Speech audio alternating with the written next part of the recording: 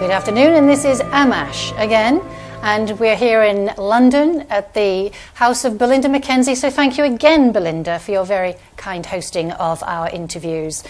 Next we have Joanna Iatridou. Have I said that correctly? Iatridou.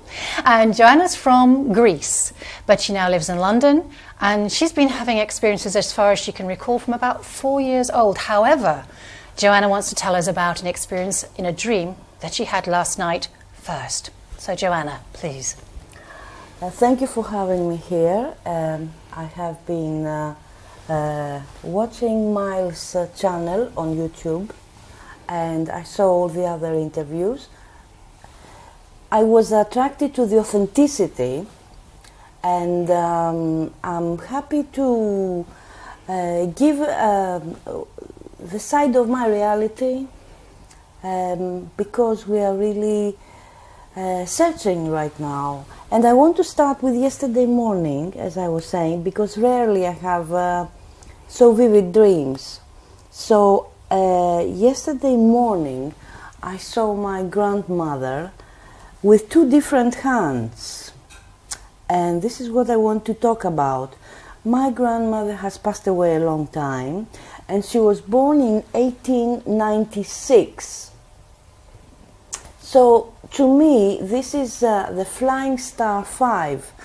Those who know the flying stars from the Chinese calendars, the ancient, perhaps they know that 5 is the star of the Yellow Emperor, and that this symbolizes the year 2013 ahead of us. Oh, okay. That's interesting. So, I was sitting with my grandmother, who to me means the year 2013, end of January until 2013.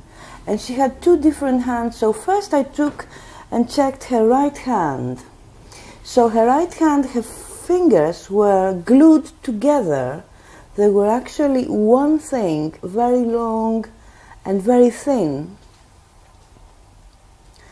And as I was checking that, how strange is that shape of her right hand, then I saw her left hand, and her left hand was unnaturally big, with 5 monstrous big fingers, like a giant's hand, and ugly nails.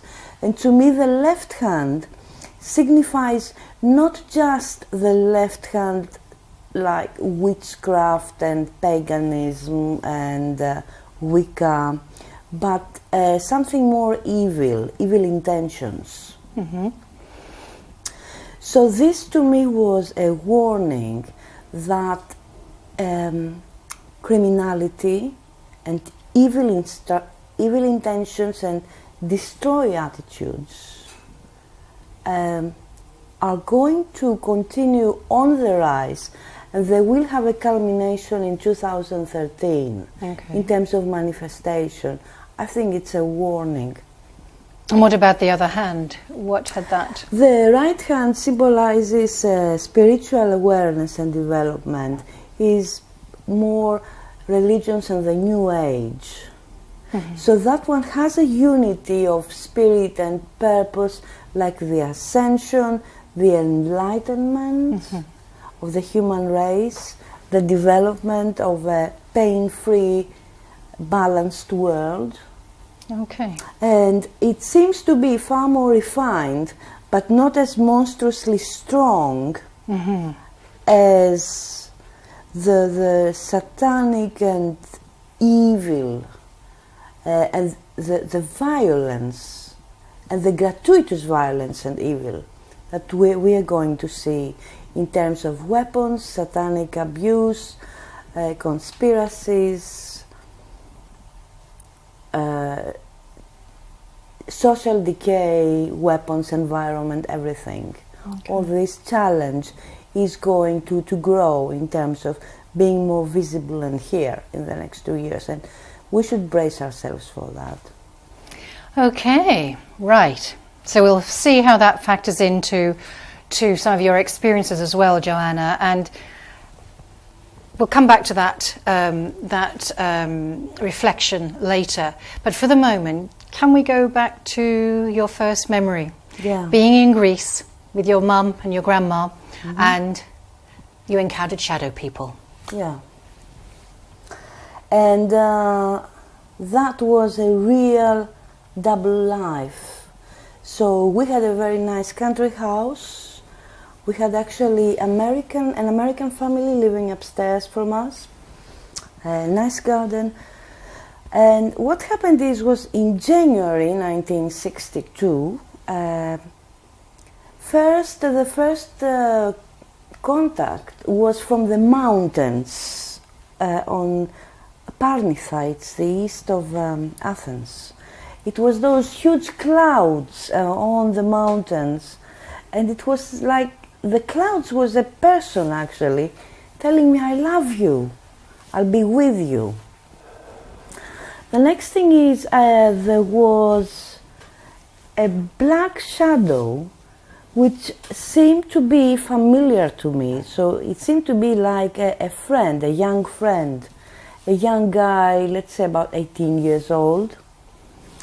But he wasn't alone. There was also a crowd of about 80,000 like ghosts, all of them black, like Dominican monks. You know, like the Grim Reaper, except without the scythe. Yes, the scythe. All of them. Hooded, with black, no faces, and very sinister. So was this in a dream, or you were actually visioning this? It was usually starting afternoon, about 7, 8 in the evening, and it was getting stronger. Sometimes it would even start at 3 in the afternoon, and I was watching my mother.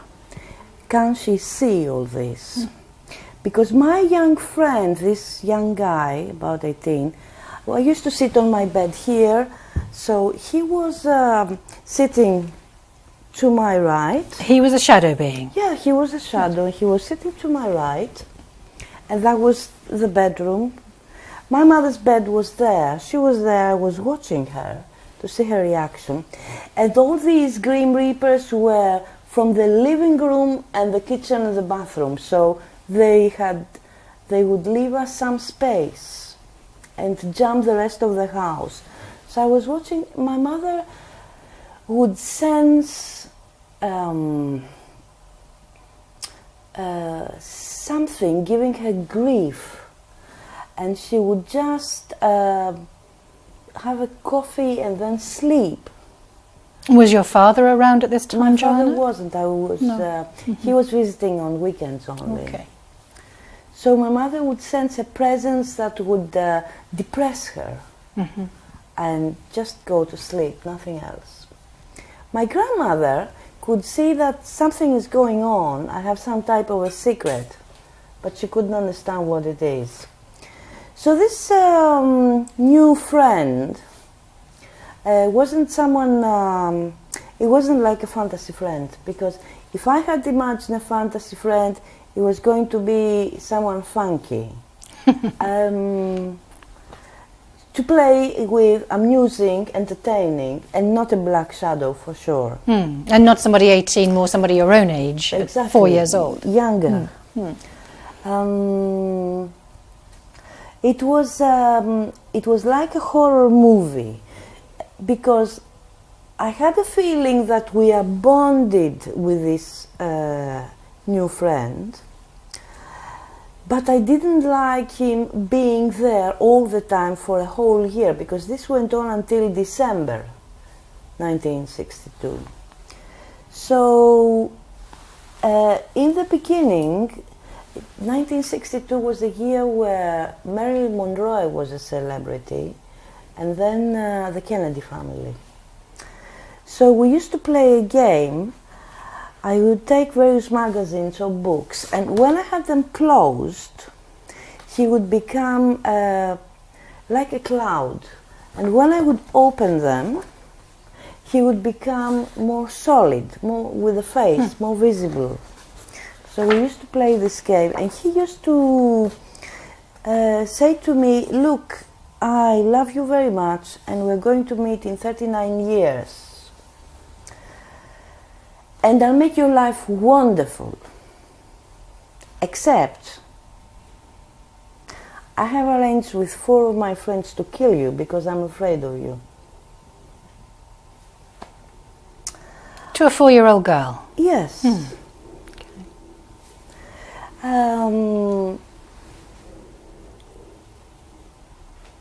One of these days during the year, I think it was summer, his friends showed up and they were gathered, there were 4 ghosts gathered outside the front door, looking inside the house very angrily. But I wasn't inside the house, I was at the other side, looking at them. And I could sense the anger, the rage in them. And I couldn't understand why. The shadows, these grim reapers, were extremely intimidating, and they used to threaten me. Then my friend would disappear, and they would just threaten me. In what manner? How would they do They that? would stand, especially when my mother would go out. So when I was alone at home, they were really becoming more alive. So I would hide knives and scissors under the pillows, because I could feel them threatening and approaching, coming closer. And they would tell me, look, your mother and your father are going to have very short lives, and that's because of you. And your mother is going to die very suddenly in a terrifying accident, and it's going to be like now, almost midnight. And your father is going to die from a terrible illness, and you are crying. You're going to cry a lot about your father's death. It's going to be a terrible wasting, illness and grief. And because they were so massive and getting bigger and taller, especially late at night, I would just get stomach pains and anxiety, and I would just fall into, for an hour or so. And was it as if they were speaking to They you were telepathically speaking to as me. one, or was it one that seemed to speak for all? Them, Right. It was one speaking for all of them. And it wasn't my friend. No. So after a couple of days, because I had these threats 2-3 nights in a row, I asked my friend, is this for real? Is this really going to happen to my parents?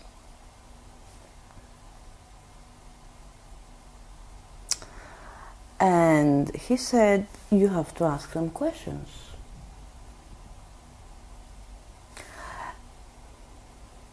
He said, ask them who they are. And I said, I'm not asking them who they are, they're devils. And he really didn't like my answer. And he started changing shape. He started, instead of being an 18-year-old guy, he started being a bloated old guy with a beard, like 55. And he would stay silent, and our communication was disrupted. But then he would show up again. And sometimes I didn't want all this, and I wanted to get rid of them from the house. So I was thinking, if they show up tonight again, I'm not having this anymore. So one time I threw myself down the stairs. Another time I threw myself down the stairs outside, but someone picked me up. Another time I threw myself in a ditch with asbestos, but again someone picked me up. And was this because you thought if you died then that would stop? If I have an accident or a big shock or a big injury, Right. somehow I'll get rid of them. Right, okay. That's what I thought. And I had the feeling I can't get rid of them. But anyway, December arrived. So he told me, I'm going to see you in 39 years. We have a date. And when in 30 years from now, so that was 62, in 30 years from now, make sure you study the Revelation, and this will change your life. This I remember, the year 1992, I did study the Revelation very intensively, which is written in Greek, so it's this authentic language to study it. I did this together with my ex-husband. We decided after that to come to London. We were in Belgium, and that's when we came here after 2 months. I can't say it changed my life or my perspective on life, but I would say that I remembered it on time. Yes. Strange things were happening around the house in Belgium. I had a contact where I couldn't see any UFO or anything, and they told me that they are a spaceship behind Jupiter, but I didn't actually see physically anything. And who was telling you that? I said, "Who are you?" Because that was a telepathic, and they said, "Oh, we are Adam and Eve." Just like was it a discarnate physical voice, or was it a telepathic internal? I think subject? it was telepathic, and it was some type of disembodied beings, not encroaching in my home, in my space, accessing me telepathically, and saying that they have a spaceship behind Jupiter. I didn't see anything like a spaceship. Was your husband also having any experiences during this time? He was participating in the studying. I can't say that he saw them. No. And has he had any experiences at all around you of seeing any beings, or does that not come into his experience at all? So far, he hasn't told me anything, because he's also a kind of person who is the silent type. The only unusual thing he told me was that when he was a child, he experienced like someone took him and they were flying in the sky over the neighborhood in Athens. Over the house, over the gas station and the road. That's all. He had an out-of-body experience. So you had this telepathic message in Belgium. When would that be? In the 90s? 92. Exactly. Oh, so that was 92. So I remembered it. I had that visit from that ghost. I'm supposed now to study the Revelation. I will. And so that brought you sort of awareness and information, but nothing really changed. Nothing really changed, except that we decided to come to Britain and stayed here since then. And how have your experiences developed since that time? So there was actually a date in 2001. I started a new job in Greater London. There I met both the young guy who was this black shadow friend, and the 4 guys who were going to kill me. Was it an instant recognition? No, we were talking for 3 months and so on. The recognition was when I saw the Grim Reapers coming out from the ground around him and going into his body, because that was what brought back all this 1962 horror. And alive. had you effectively suppressed it since then, do you think? From 1962 I had suppressed it, because it was like being in a thriller or in a horror movie like The Shining or like Angel Heart, that sort of really dark. So I forgot about it, and I didn't know what to do about it. Prepare, or why would that meeting would be important, or whatever, nothing. So when I actually saw all these Grim Reapers coming out of the earth and going into his body, really squeezing into his body with the same threatening air they had. Were the other 4 people with him at this time that you saw that? Yes, they were around him. They were close friends. Right. And of course they remember nothing. And none of them has the slightest idea or the slightest premonition that 1 year before they were conceived, because I don't think they were all born in 1963, some of them maybe are younger, they were actually in my home in Greece.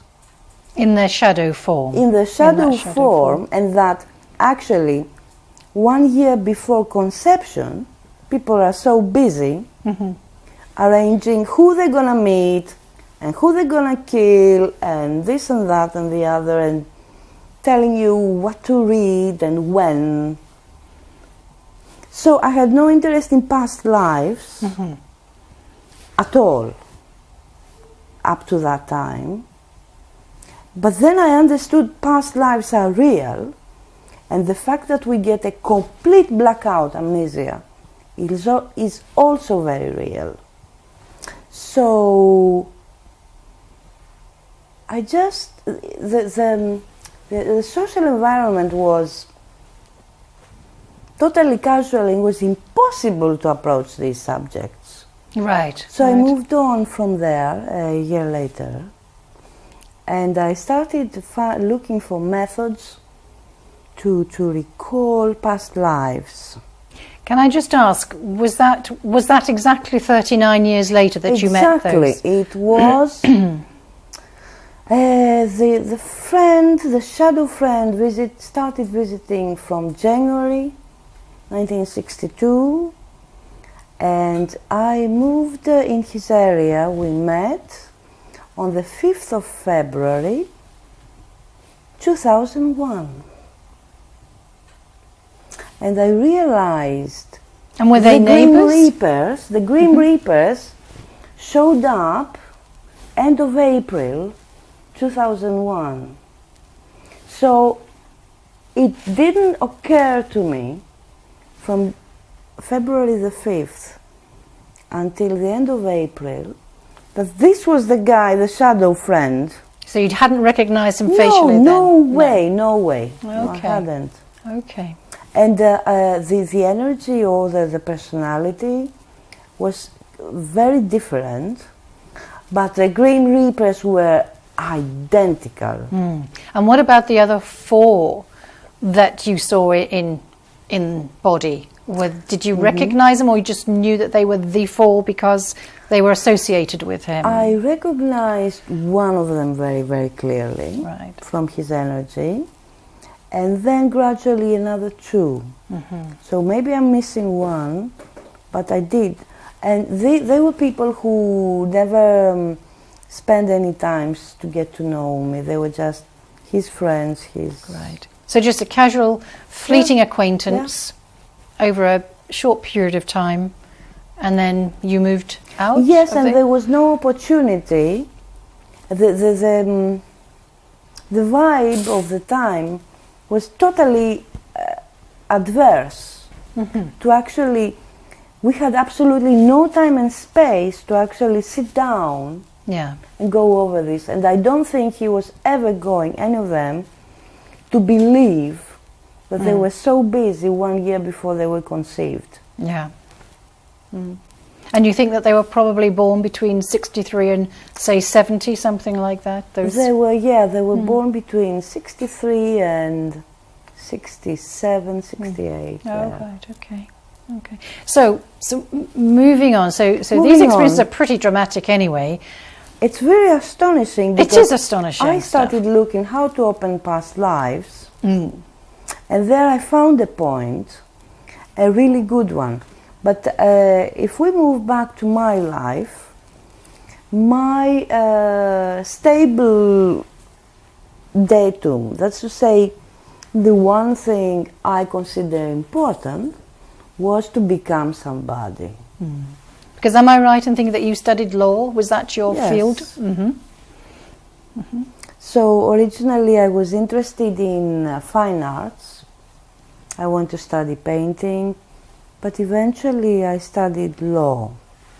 Now I made some notes here because I suppressed all these things. In 1965, I had an encounter with two angels in my father's garden. So one angel brought a younger angel in the south of the garden, springtime, and I was told, this is going to be your closest friend all your life, to keep you company. So I made a note of that, and then I forgot about it. It was So you'd have been about 7, something like that? 1965, yeah, I was 7. So were the angels very material to you? They were very bright, they were genuine angels with a good harmony, with nothing hidden or sinister about them, with light, with clarity, and it was daytime. Right, okay. And it was a taller angel, but an angel, not an alien or anything else. And a younger, smaller angel. They were holding him from the hand, really, like a child? Or? Like a child, or like he was afraid of the aggressive environment or something. This person, the younger angel, is actually my husband now. Okay. He was conceived towards the end of 65. He was born in 66. We met in 1987, and we've been together ever since. And although we totally disagree by now about everything, we're still close friends. Yeah. And I can understand why he was holding the other angel so tight by the hand. He does find the environment threatening. Yes. And a lot of things, like conspiracies, being stalked, or this and that, he can't cope with it, and he just wants nothing to discuss, nothing to confront. But he sort of looks out for you. Yeah. Yeah. Okay. Now, we should basically move on, because I did something fantastic. I made the aliens angry. So by aliens, who are the aliens? Because we haven't actually talked about aliens apart from the shadow people. So who are they, and when did you first become aware of them? That's my thing, actually. I managed to make them furious, and that's why they showed up. Otherwise, they were never going to show up. Okay. But I have a talent to make them hit the roof with anger. So the encounters I had with them are very angry. So what I did, from 1966, I was living with my father, who had a huge library and wanted me to learn yoga and meditation, and I started very early, meditation and yoga. By 1972, I had developed the belief system that the world around us is an illusion. So 14? Yes, about 72. Then I started a serious meditation with a book called Concentration, by Muni Sadu, who was actually, I think, a Polish guy. The concentration book had very, very strict exercises on how to focus your mind and close down all the stream of thoughts, and then decide what you want to do and have it done by decision only. Mm-hmm. So I decided what I want to do is I want to get out of this planet and see things from outside the planet, North Pole, from high up, not from the body anymore. So I managed to practice with a stop clock to be able to stop my mind completely for up to 3 minutes at a time. And one day I decided, that's it. I'm out of here. It had been done, it is being done, it will be done, and I was gone. And I ripped off something, a field, which was like transparent bubbles, white with a bit blue and red dots, like some kind of a field around the earth that has these colors. So I ripped this off, and I could, next moment, I could see the planet Earth from several miles up the North Pole. And as I was watching the planet, there was quiet. You know, we are under tremendous, many layers of noise. Mm-hmm. Yeah, that's and true. As I was now finding my space and myself, and free at last, it was 2 black ribbons, like 2 black carpets about 2 feet wide, that really hit me from behind and pulled me back to the heart of the body.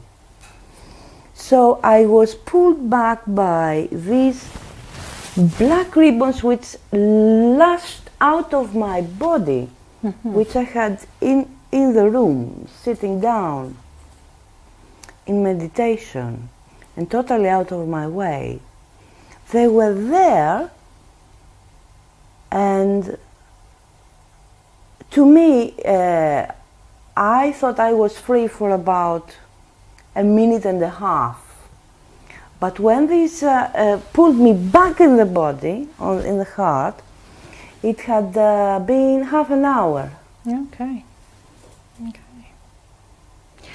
And when I landed back in the body, I noticed that we are under layers of sound. There is a tremendous roar from the waters, the rotation of the earth, mm-hmm. the various fields, and we are practically deaf as spirits from the noise. It's completely hypnotic, mm-hmm. and it's keeping us pinned in the body and in a state of hypnosis or in a state of paralysis. We are paralyzed by noise that doesn't go through our ears.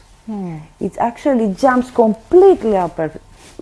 We are really being knocked out by the noise, and then we limit our perception to what we hear through the ears, which is 1% of the actual noise going around us. So let me just bring you back now, that from this extraordinary experience, and clearly you're able to very much focus your mind. How can we tie that? How does this tie in with your alien experiences? Yeah, that's when I realized aliens do exist. Someone did notice my meditation thing, and someone got very angry. Because I did that Sunday evening, about 8 o'clock, when nobody was at home, so it was peace and quiet. And then, what was it? It was Wednesday night, Sunday, Monday, Tuesday, Wednesday night. I wake up because something hit me at the back of my head like a baseball bat. So I was sleeping, and maybe 2 or 3 in the morning, something hits me, bam! So I wake up, turn around, and I see a white ghost, like a Catholic statue of an angel, the ones you see with the very fine faces, and the hair parted in the middle, and but it was made like a half-transparent bedsheet, white. So while the face and everything was just like these sculptures in Catholic churches, I could see that under the garments, there was no body or legs or anything. It was like a bedsheet, really, like a ghost. This thing was standing on the window panes, and it had, first it was looking northwest across my room, and northwest is where my flying star is, because I'm a metal, flying star 6. So northwest is my direction. It's like someone inspecting your baggage or your things, if they are checking your direction. So the creature was getting information about my future and things. What size was this being, would you say? About 5 foot 5, 5 to 5 foot 5, an average height. And then he turned around to me and looked me with so much hate, so much silent hate. I thought this thing is not possible to ever fit in this planet. This planet is too small for so much hate. So I got up, and it raised its hand and hit me with a beam at the solar plexus, which got me down into bed and stiff and paralyzed for about half an hour, and it was gone. And that was Wednesday after midnight. That wasn't the end of that, because clearly this creature, which seemed to be like an evil female ghost, today, from my reference, I would call her Jezebel, a really evil demon, so wrathful. Hell has no fury like a female demon, scorned. The next thing that happened, Saturday night, I was sitting at my desk about 7:30. So alert, I was alert, the year is 74, I'm looking at my notes, doing a few things, and then I'm taken away as an awareness unit and not abducted. My body stayed at my desk, but my awareness followed a black energy which was my own. So what happened was, 1 minute I'm busy at my desk, the next minute my body is in the same place, but I see something black that I recognize as my own. And when I try to look at it, to pay attention, what is it that it's my own, I find myself in a body, in a life support machine, which was almost exactly like the bodies of the Greys. So it's this thing with the large head, and but it had round eyes, small nose, no eyelashes, very black eyes. It had a hole at the top of the head. There was a trail of blood down at the streaming down in the middle of the face. It had a very large mouth with no teeth at all, and it had no vocal cords, so that could not scream in any way. And it was in a capsule. It was about 3 feet, a normal body, in a capsule. Just lying Yes, down? it was in a capsule like this, oval capsule. So what happened, I found myself in the body, And do you think this was you? That was me. I was inside that body, and I didn't look at it from the outside. I went in there because I saw a black energy, which I consider something of my own.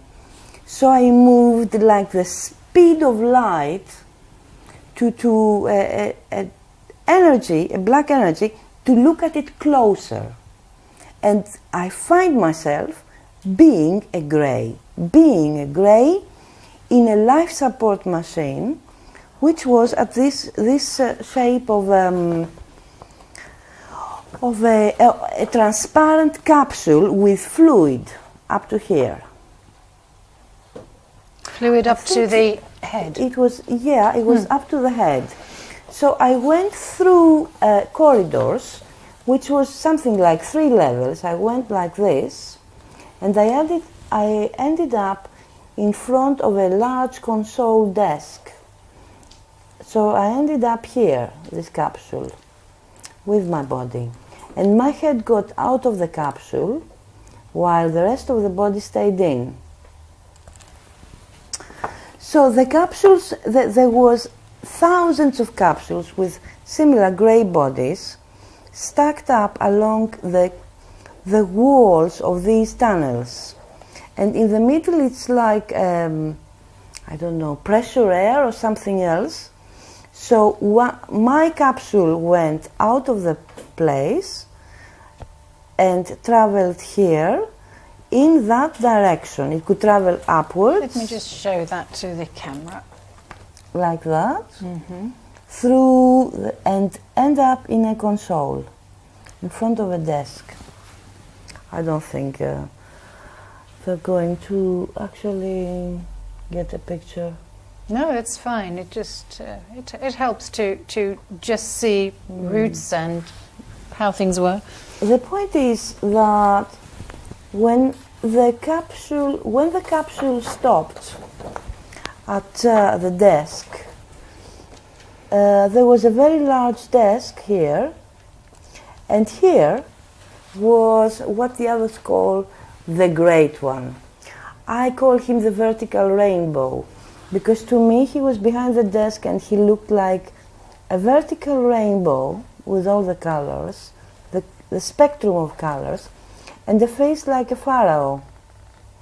Like a pharaoh? Like a pharaoh. Okay. Yeah, you know, the Egyptian. The Egyptian, an Egyptian heir. So, and my capsule was here, so my head was out of it, out of the capsule, and he stuck a plug with electricity straight in that hole up here at the top of my head, which was at least 1 inch to 1.5 inches deep.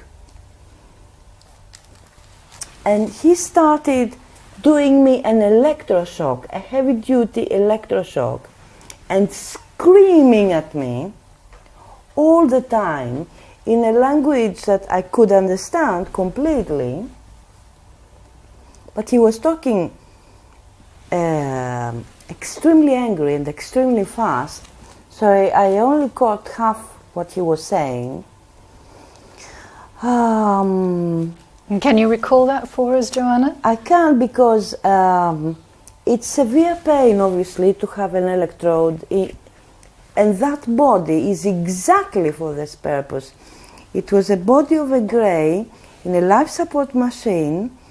This black energy must be some compressed files in electromagnetic form, maybe past lives, maybe goals I want to achieve, something I consider my own. So I go to what I consider my own energy to look at it, and I find myself in a body, and this is not any hallucination or illusion, it's an enforced reality. There's nothing else I can do. From the moment I look at the specific energy, I'm sucked into it, because all my attention has been taken away, so I'm not in control of my attention. My attention is prisoner in a body. So I'm prisoner in a body, in a life support machine, and this body had no teeth or vocal cords. So I was being tortured and I couldn't scream, and he was screaming at me tremendously, very, very, very angry. And he had this type of face and a field around him, which was the colors of the spectrum, starting from red and all the way down to indigo. So what sort of sense of communication did you get from him? You say that he was torturing you for... He was, in order to talk to me, I had to be in getting tortured, to have an impact on me. It was both electroshock, me in a very weak body, with no movement, in a life support, in a transparent tube with a fluid, and unable to make any sound, unable to move, unable to close my eyes. There were no eyebrows, there were no eyelids, there was nothing. I just had to stare at him and try to scream, but nothing coming out. And he was screaming to me, "Get back where you are, because your work is here. And if you don't, this, I'm going to destroy everything. Do you get me? Don't ever do that again." It was like this type of rage. He was screaming me with a complete rage. And to have more impact on me, he had this electroshock thing. And the next thing, I find myself back to my desk. And have you any idea at all what he is talking about when he says, "Get back to what you should be doing"? Do you know what he's talking about? Obviously, I was thinking about it. I was thinking, what am I supposed to be doing? So when I was back to my desk, I thought, right, all this lasted about 40 minutes maximum, the whole thing. So I was back in my own body, so I said, I'll go out for a walk, get some fresh air, and how do I deal with this type? So I said, first thing, I don't like him. I don't like the white one I saw on Wednesday.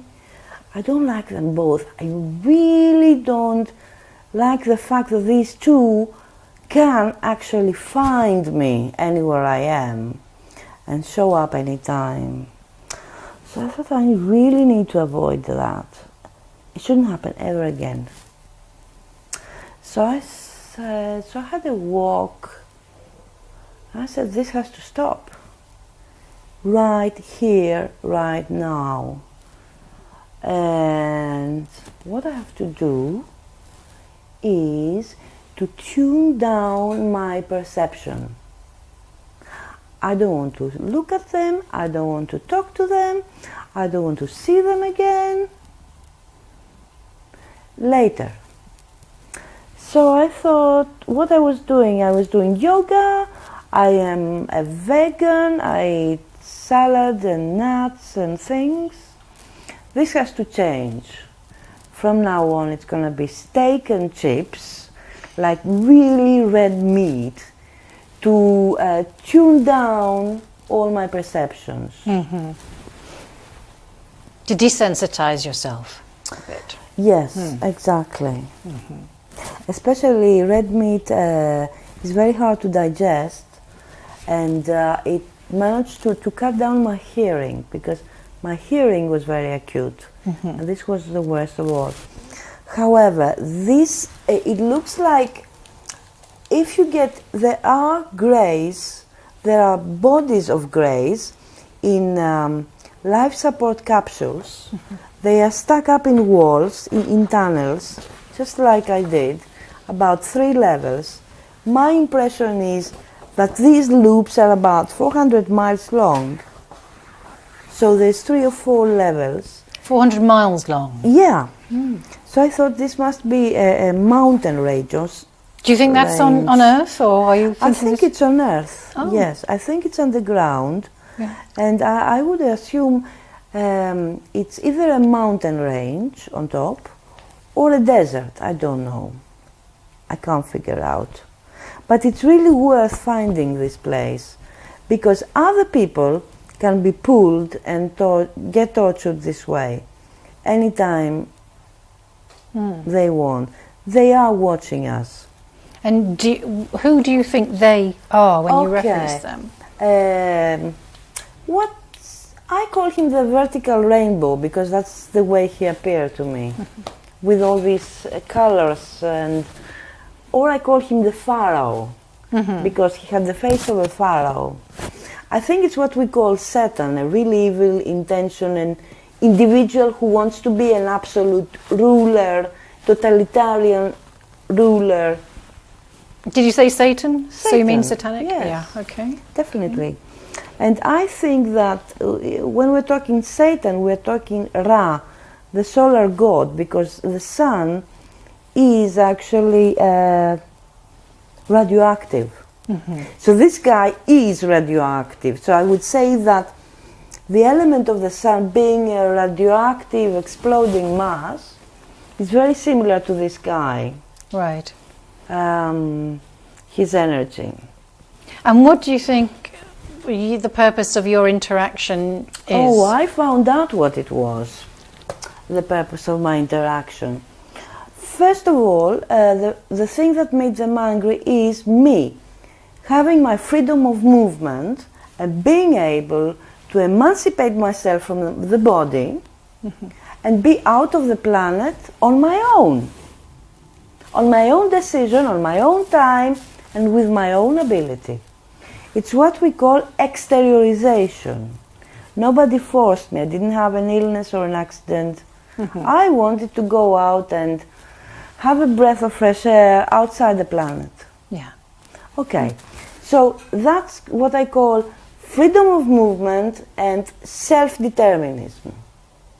Okay. I don't have to be stuck, go to university and be under all these layers of sound we are subjected to, which absolutely paralyze the spirit, totally paralyze the spirit.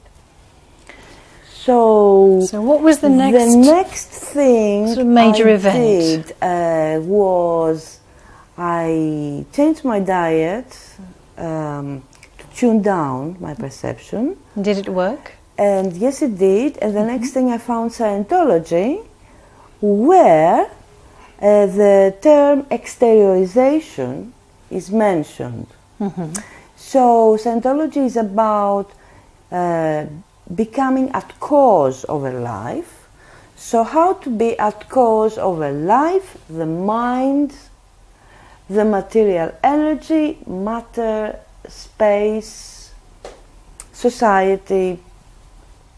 I thought, and exteriorization from the body. I said exteriorization, so that's to say they call the soul or the awareness unit the Thetan. So a Scientologist would say that what moved from my human body into the life support machine, that body, and got tortured, was me as an awareness unit. Would you call it a soul? Would you call it a soul? Yes, I would call it a soul, an awareness unit. Yes. Because that's where my awareness was. So I said, great, Scientology, because no one seems to have trouble there. They must be able to exteriorize. So if I do my training, I hope I'll be able to go out of the planet again without any trouble, without this bully coming after me. So I thought, that's it. From 1975 I was a Scientologist. Okay. And I stayed with studying because it came in handy with the past lives. It came in handy after 2001. Scientology, and I think that's the good thing about it, is you have to look at life from what can you do at cause point, always, and not what others did to you. So I already had some experience, and I started working how to put together questions to open the past lives.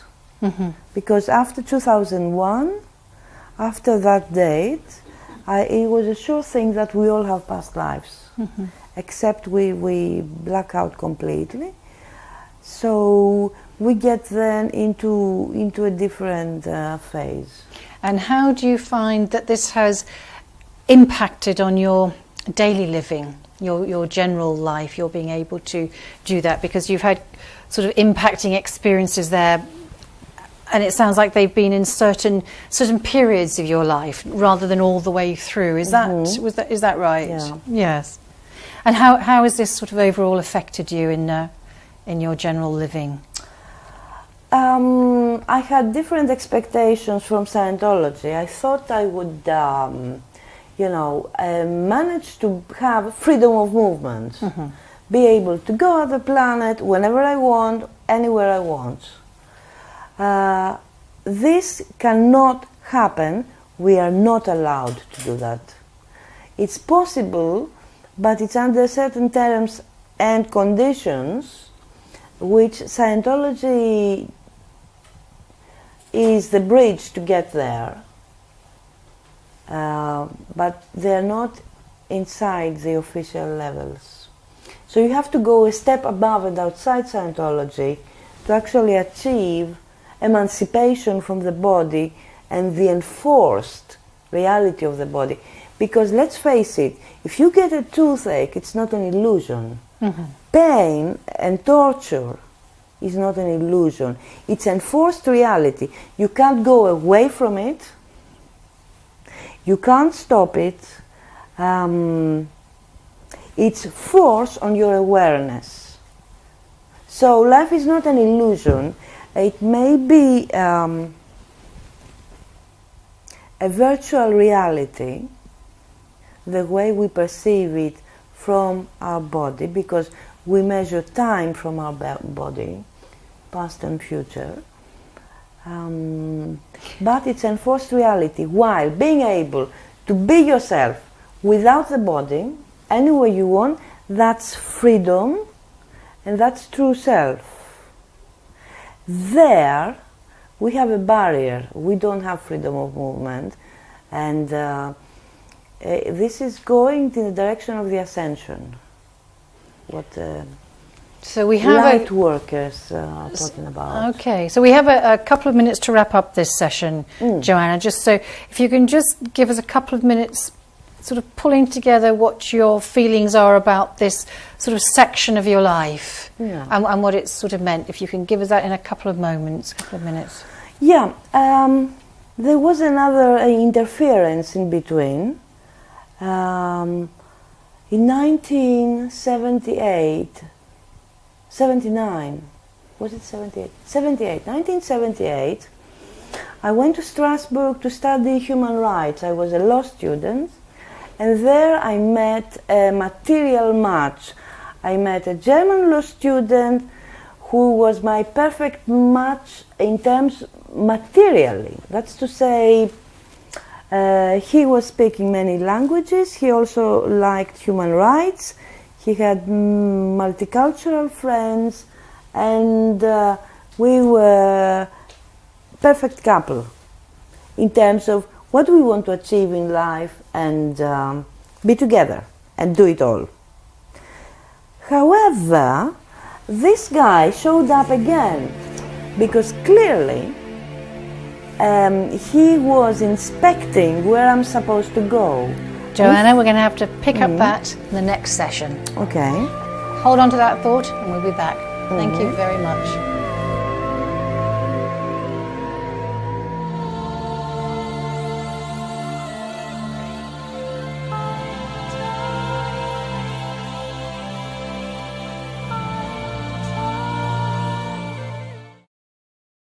One thing, very long and very thin.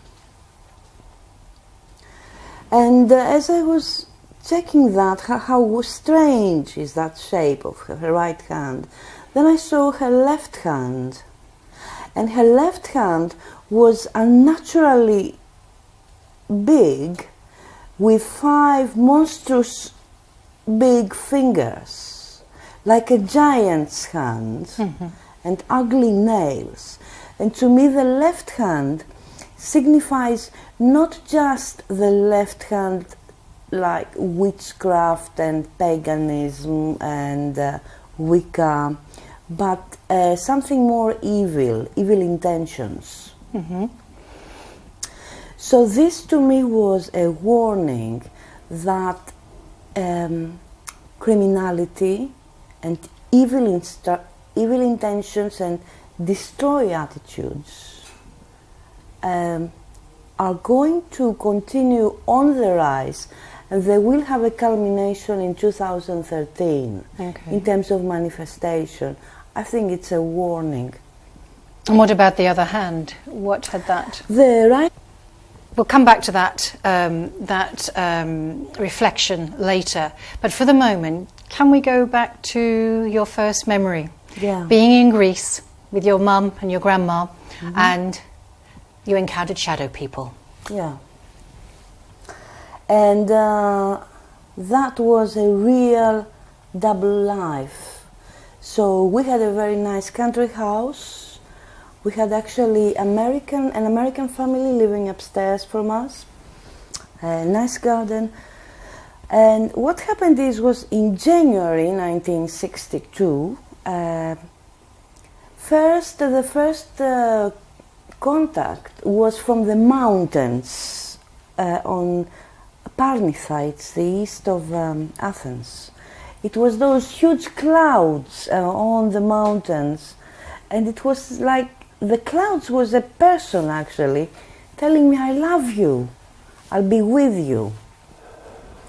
The next thing is there was a black shadow which seemed to be familiar to me. So it seemed to be like a friend, a young friend, a young guy, let's say. The right hand symbolizes spiritual awareness and development, is more religions and the New Age.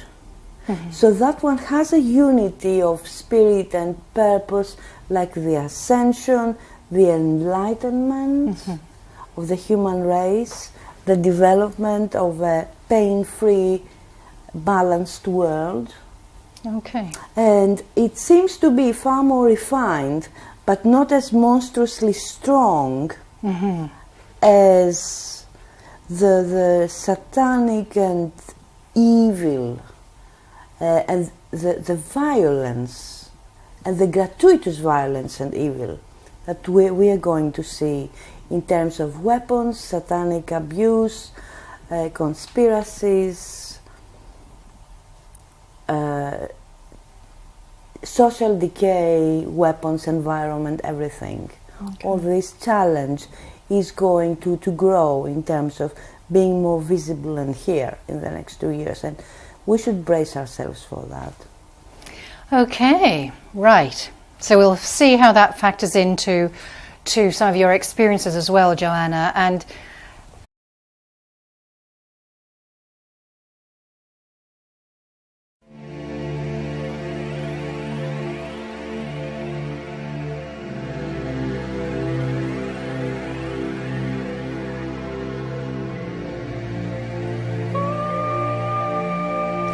good afternoon, and this is Ammach again, and we're here in London at the house of Belinda McKenzies. So thank you again, Belinda, for your very kind hosting of our interviews.